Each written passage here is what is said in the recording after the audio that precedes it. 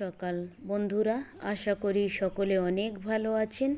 Mother kitchen and গ্রাম্য recipe ব্লগে আপনাদের স্বাগত জানাই। বরাবরের মতো আজও একটা নতুন ভিডিও নিয়ে হাজির হয়েছি আপনাদের সামনে। গাছ থেকে পেঁপে পাড়া হয়েছে, এটাকে এবারে আমি চিংড়ি দিয়ে রান্না করব।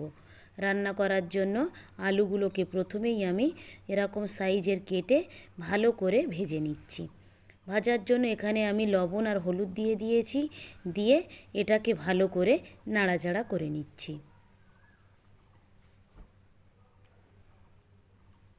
আলুগুলো আমার ভাজা হয়ে গিয়েছে। আবার এই একই তেলে আমি পেঁপেগুলো দিয়ে দিয়েছি। আমি পেঁপের সাইজগুলো ঠিক এইভাবেই কেটেছি। আপনারা চাইলে আপনাদের ইচ্ছা অনুযায়ী বা পছন্দ অনুযায়ী কাটতে পারেন। হলুদ গুঁড়ো আর লবণ দিয়ে দিয়েছি, দিয়ে এটাকেও আমি ভালো করে ভেজে নিচ্ছি।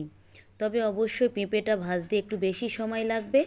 ধীরে ধীরে আপনারা এইভাবে ভেজে নেবেন। আমার পেঁপেগুলোও ভালো করে ভাজা হয়ে গিয়েছে, এইগুলোকেও আমি এবারে তুলে নিচ্ছি। রান্নার জন্য আমি কালা জিরের ফোড়ন দিয়েছি, তারপরে আমি কাঁচা লঙ্কা কুচি আর পেঁয়াজ কুচি দিয়ে দিয়েছি, দিয়ে এটাকে ভালো করে ভেজে নিচ্ছি। পরিমাণ মতো আদা রসুনও দিয়ে দিয়েছি।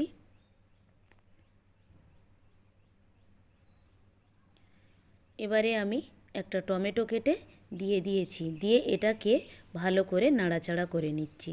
টমেটোটা যাতে তাড়াতাড়ি সিদ্ধ হয়ে যায় তার জন্য আমি একটু লবণ দিয়েছি আর হালকা করে বা অল্প পরিমাণে একটু জল দিয়ে দিয়েছি। এবারে আমি মশলাগুলো দিয়ে দিচ্ছি, হলুদ গুঁড়ো, ধনিয়া গুঁড়ো আর জিরে গুঁড়ো।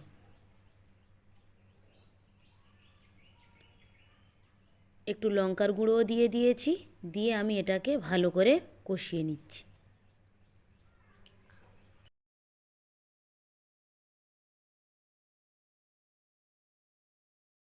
যখন মশলাটা ভাজা ভাজা হয়ে গিয়েছে সেই সময় আমি আলু আর পেঁপে ভাজাগুলো দিয়ে দিয়েছি। পেঁপে রান্না করতে গেলে অবশ্যই আপনারা গোটা জিরে একটু বেটে দেবেন, তাহলে তরকারির স্বাদটা বেড়ে যাবে। আমি এখানে একটু জিরে বেটে দিয়েছি, দিয়ে ভালো করে কষিয়ে নিয়েছি।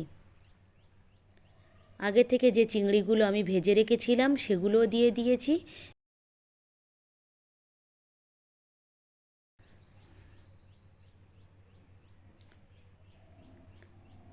ঝোলের জল দিয়ে দিয়েছি, দিয়ে এটাকে আমি এবারে একটু নাড়াচাড়া করে একটা ঢাকায় ঢেকে দিচ্ছি।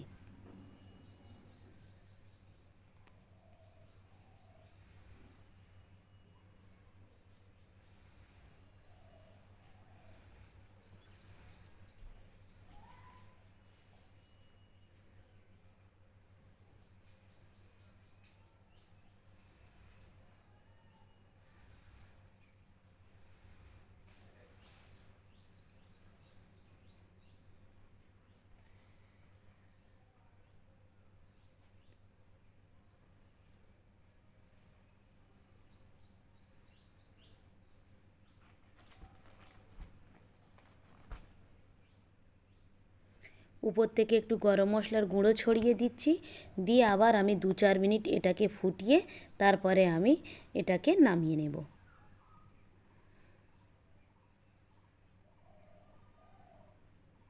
আমার পেঁপেগুলোও ভালোভাবে সিদ্ধ হয়ে গিয়েছে এবং তরকারিটাও আমার হয়ে গিয়েছে।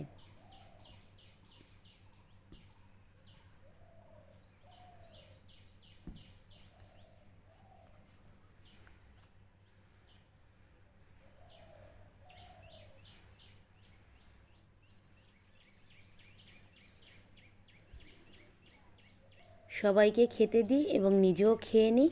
চলুন ভিডিওটা তাহলে এখানেই শেষ করছি। ভালো থাকবেন, সুস্থ থাকবেন, আর ব্লগটি কেমন লাগলো অবশ্যই জানাবেন। ভালো লাগলে একটা সাবস্ক্রাইব করে দেবেন। দেখা হবে পরবর্তী ব্লগে।